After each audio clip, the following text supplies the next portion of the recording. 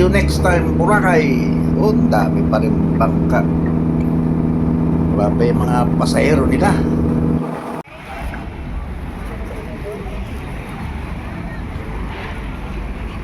Ayan, welcome to Pinoy Life Channel in YouTube. Update tayo 1 week before ng Holy Week. Nandito tayo sa Boracay Area 2. Tapos may inabail kami na island hopping. Naghihintay na lang kami ng boat na sasakyan. Buti pa to mga to sila ate, oh. Palis na, yun ang boat nila. Batch by batch kasi yung mga boat, may mga group ng boat tsaka para mga tour package. Pero yung sa amin kasi andito wala pa yung boat na sasakyan namin at konti pa lang kami, siguro mga 8 pa lang. Marami, bawat boat kasi marami rin sakay, pero depende rin sa boat. Kagaya nito maliit lang to, madali yan mapuno.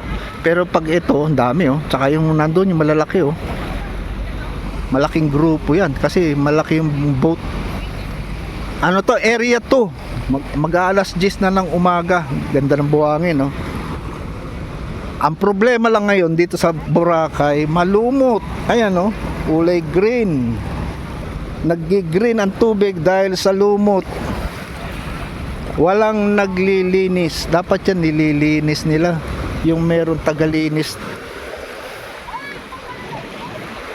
Ito si Apam, oh, nag-scuba diving. Naubos niya siguro yung dalang tangke ng kana ng oxygen. Daming tao. Marami na nakalis. Ayun, oh. Kasi kanina itong area to puno ng tao yan. Marami nang umalis pala. Kami na lang hindi pa nakakalis kasi wala pa yung bangka na sasakyan namin, yung motorboat. Kagabi, Bandaron, andun yan sa area yun, andun yung maraming restaurant na may maiingay, may mga live band, masyadong maingay.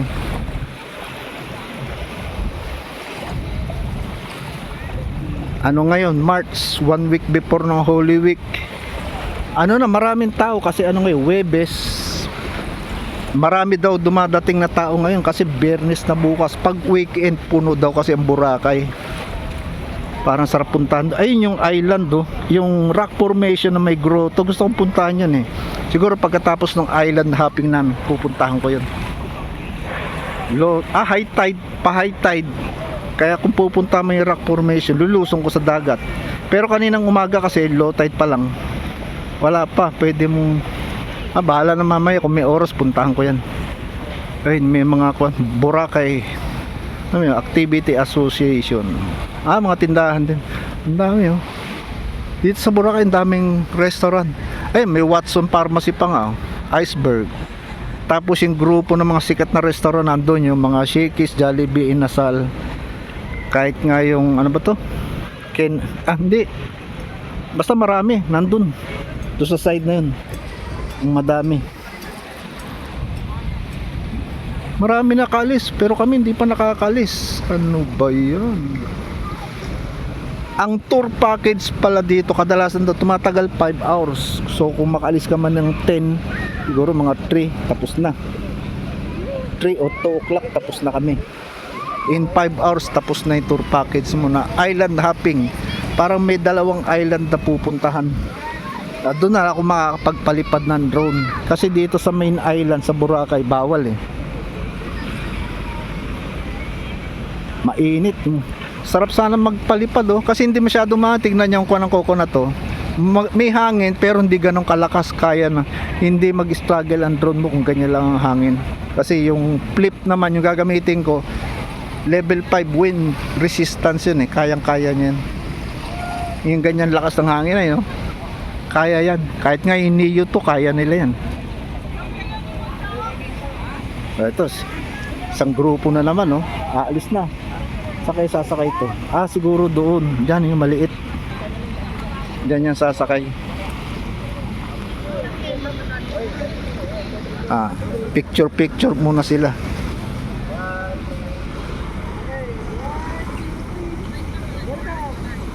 Mainit na mainit.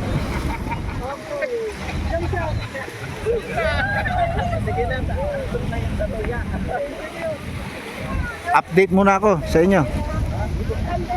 Mamaya balikan ko pag alis na kami dito, pag nandun na kami sa island hopping. Sasakyan namin to, yung boat na to. Nasakay na tayo.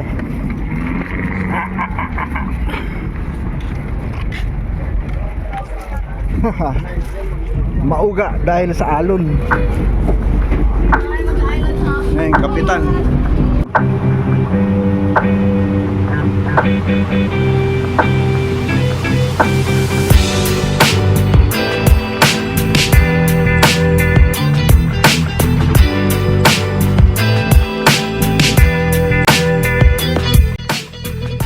Ayan, first stop, Puka Beach. Dito na kami sa may Puka Beach. Dito nakapagpalipad na ako ng drone. Ayun ako.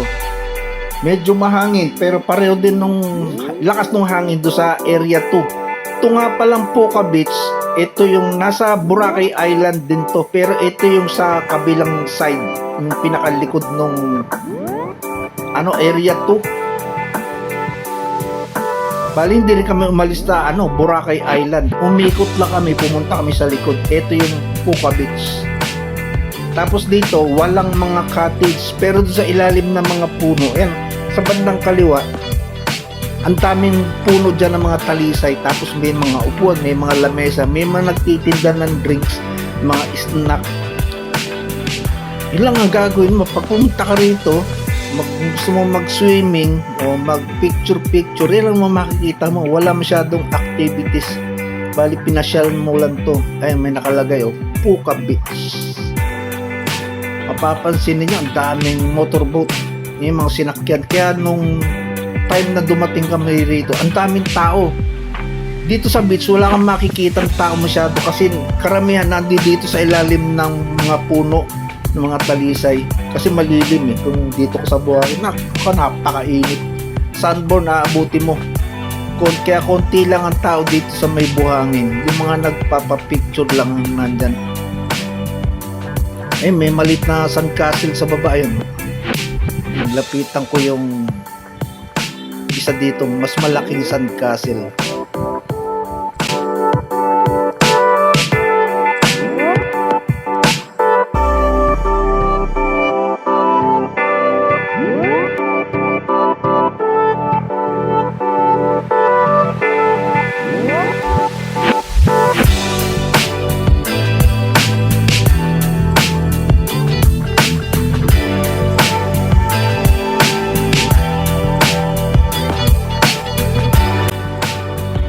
Ito na yung pangalawang sandcastle.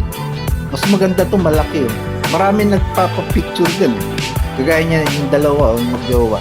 Hindi ko lang malapitan ng drone kasi siyempre respeto na rin sa kanila dahil hindi ko naman kilala yung mga yan. Hindi ko naman sila kasama. Kung sana kung kasama ko yan o kakilala ko, pwede kong ilapit ang drone, kunan ko sila ng video o ng picture. Kaya lang siyempre respeto sa kanila. Bigyan mo sila ng privacy. Baka magreklamo kung ilapit ko yung drone sa kanila, baka magalit. Kasi hinintay ko na lang silang umalis, pero ang tagal nila bago umalis. Talagang sinulit. Kasi pag nagpa-picture ka dyan sa sandcastle, may bayad.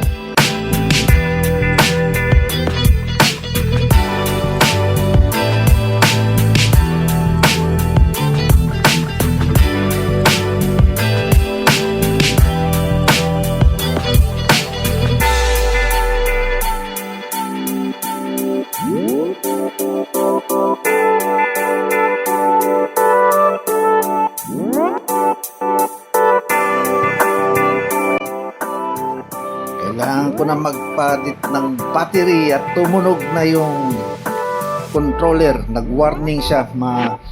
Nakalimutan ko, hindi pala full charge yung battery yung ginamit ko. Dapat pala yung isa.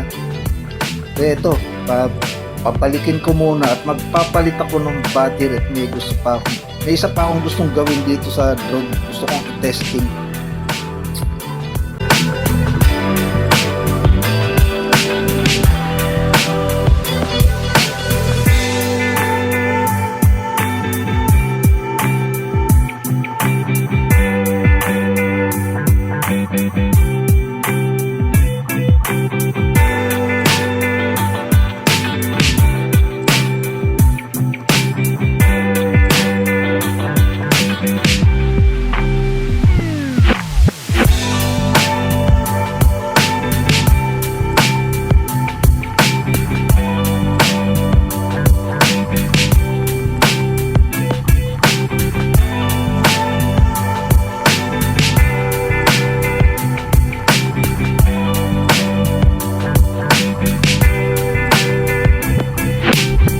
Ito yung gusto kong gawin sa DJI Flip, tong follow mode.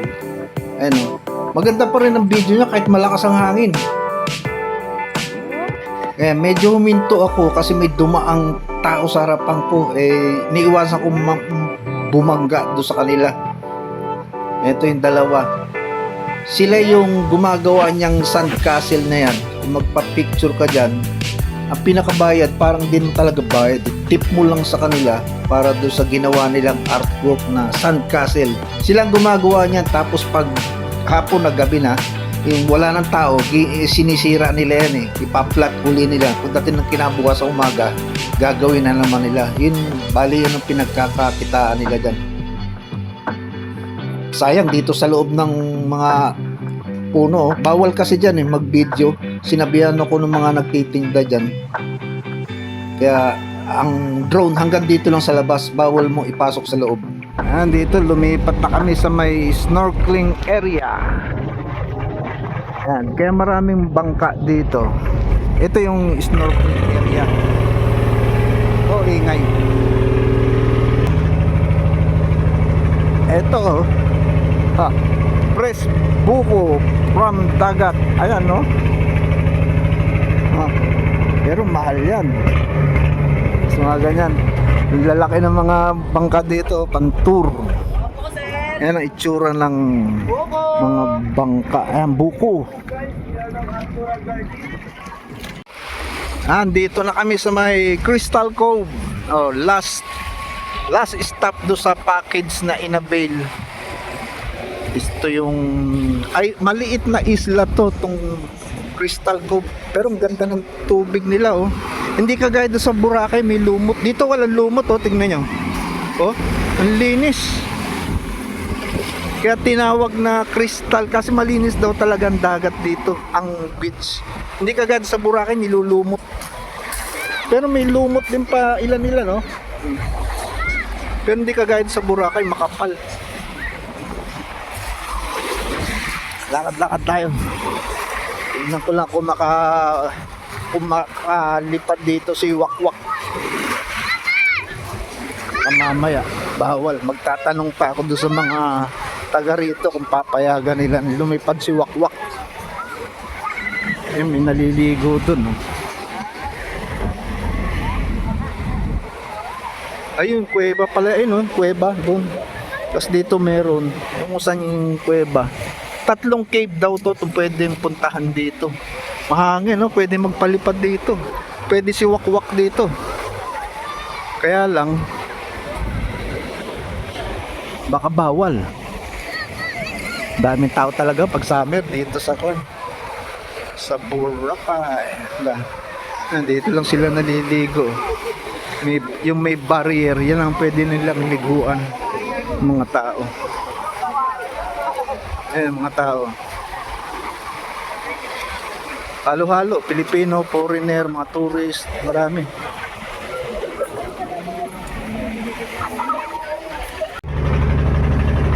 Bye, Crystal Cove. Palis na kami. Pabalik na kami ng Boracay Island. Hindi ako nakapagpalipad kasi nakita ko restricted. Tapos minakausap din akong isang taga ron. Bawal daw magpalipad ng drone. Sayang, ganda pa naman ng Crystal Cove. Ito yung isla na to. Ito na yung Boracay Island. Yung Crystal Cove kasi katabi lang ng Boracay Island. Kung nag-motorboat ka siguro mga 3 minutes lang nandun ka na sa Boracay Island. Ang daming bangka. Marami nakapark, kagaya dito nakapark. Korean character yung nakasulat. Siguro Koreano may-ari niya. Dito nga pala sa dito sa video ko ngayon, hindi ako nakagamit ng mic ng phone kasi action cam ang ginagamit ko. Hindi ko napansin na itong daliri ko pala nakaharang do sa camera. Kasi yung pwesto ko dito sa bangka, nakasandal ako doon sa isang poste ng bangka para stable yung pwesto ko, hindi ako gumagalaw. Kasi maalon, kung wala ka sinasandalan, galaw ka ng galaw. Kaya yun, pangit tuloy ng lumabas. Hindi ko napansin din na nakaharang pa ng daliri ko eh. Ayun yung isang malaking party boat yan eh. Oh. Kung ka-avail ka doon sa party boat, doon ka sasakay, pwede kayo mag-party doon. Ewan ko lang kung magkano bayad. Ito na yung Boracay. Eh dito na nag-uumpisa yung Area 2. Ang laki ng bangka na yan, oh. Ito, malaki rin itong bangka. May slide pa. Andito na kami sa floating pier ng Area 2. Ito yung dulo ng Area 2. Yan yung floating pier. Gawa sa plastic yan. Ayan, ito itsura dito sa main road sa Boracay paggabi, oh. Dami pa rin sasakyan. Daming tao. Kagaya niya sa baba, oh. Dami pa rin, busy pa rin kasi mag-Holy Week na. Kaya ang daming tao.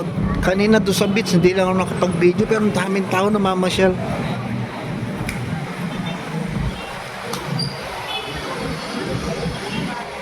Busy ang main road. Andito kami sa may Area 2. Ayan, karamihan ng mga no? Electric, yung mga tricycle nila. Ayan ang mga tricycle dito, oh. Yan, kulay green, electric. Ayan pa, oh. Puro electric.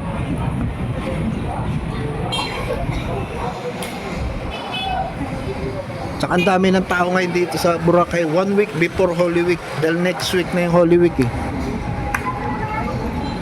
Ang dami yung foreigner. Karamihan foreigner na nandito dito, mga European. Ano mong European kasi pa nag-uusap sila, hindi sila English eh. Yung iba nga parang mga yung parte ng Russia, Norwegian, ganyan. Mga Swiss. Ayan.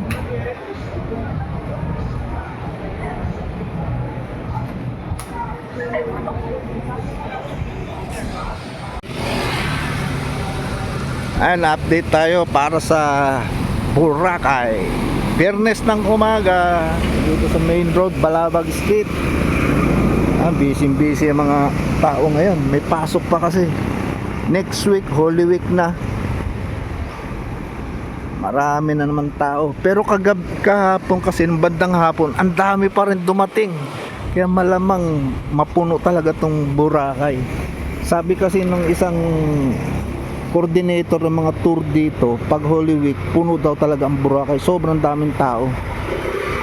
Crowded. Ngayon, konti lumalabas. Wala pa masyadong namamasyal kahit maaga. Kasi umulan kanina, madaling araw. Kahit mga basa ang kalsada, oh. Okay, kung ganyan ang panon, tatama rin ka talagang maggala-gala. Ayun yung mga e-trike nila, mga electric. Ang tricycle dito, puro electric. Kaya nakakatamad din lumabas pag ganyan. Kaya maulap, makulimlim, madilim. Buti nga tumigil yung ulan, paambon-ambon na lang. Kasi nung paggising ko, umuulan. Pero hindi naman malakas ang ulan. Konti pa namamasyal.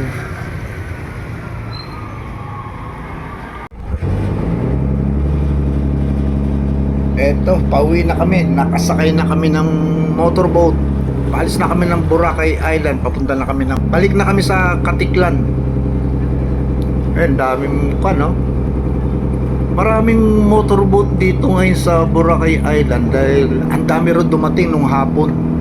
Pero malamang yan, babalik yan sa Katiklan. Kukuha ng pasahero yan doon. Pero bago umalis yan, siyempre maghihintay ng pasahero yan, yung mga pauwi. Ayan ang itsura dito.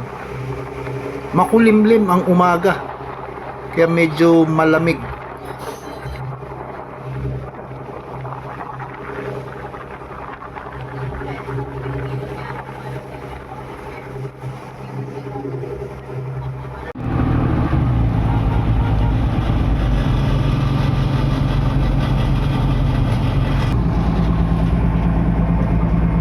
Yan, dito na kami sa may Katiklan. Ah, daming bangka. Ayun, tingnan niya. Ito yung mga bumabiyahe papuntang Boracay. Pero dahil maaga pa, wala pa masyadong pasahero. Pero itong isang kulay dilaw, paalis na yan, no? May mga pasahero na siya. Ayun, Paskat, to. Pero itong Paskat, parang ang biyahe niyan, Pasibu ata yan, o ang kusang punta niyan. Ito, itong kulay green, galing din ng Boracay Island to. Puno ng pasahero. Ayun, kararating lang niya. Marami ding paalis ngayon, pero mas marami daw ang padating ngayon. Yan ang inaasahan nila ngayon, mga papasok ng Boracay.